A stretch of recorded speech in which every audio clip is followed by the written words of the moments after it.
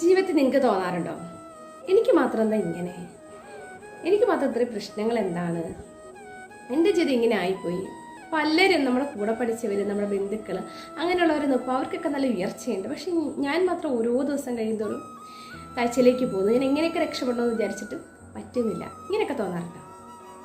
എത്ര ഈശ്വരനെ വിളിച്ചു, ഞാൻ എത്ര വഴിപാടുകൾ ചെയ്തു, ഇങ്ങനെയൊക്കെ തോന്നുന്നുണ്ടെങ്കിൽ ഇനി നിങ്ങൾ ചിന്തിക്കുക, നമ്മൾ രക്ഷപ്പെടാത്തതിൻ്റെ പരിപൂർണ്ണ ഉത്തരവാദിത്വം നമ്മൾ തന്നെയാണ്. നമ്മൾക്ക് തന്നെ കൊടുക്കുക. കാരണം നമ്മുടെ ചിന്തകളാണ് നമ്മളെ രക്ഷപ്പെടുത്താത്തത്. നമ്മളെ ഉള്ളിലുള്ള നെഗറ്റീവ് ചിന്തകളാണ് നമ്മളെ രക്ഷപ്പെടുത്താത്തത്. നമ്മളെ ഓരോ ബ്ലോക്കിംഗ്, അതായത് നമ്മൾ എവിടെ ചെന്നാലും ഒരു തടസ്സം സൃഷ്ടിക്കുന്നത് നമ്മുടെ ചിന്തകളാണ്. ആ ചിന്തയിൽ തന്നെ ജീവിച്ച് ഇന്ന് നമുക്ക് രക്ഷപ്പെടാൻ പറ്റുമോ? സെയിം സിറ്റുവേഷൻ നമ്മൾ അട്രാക്ട് ചെയ്തുകൊണ്ടേയിരിക്കും. അപ്പോൾ അതിൽ നിന്നൊക്കെ ഒരു മാറ്റം, അതിൽ നിന്നൊരു മാറി ചിന്തിക്കാൻ സമയമായി.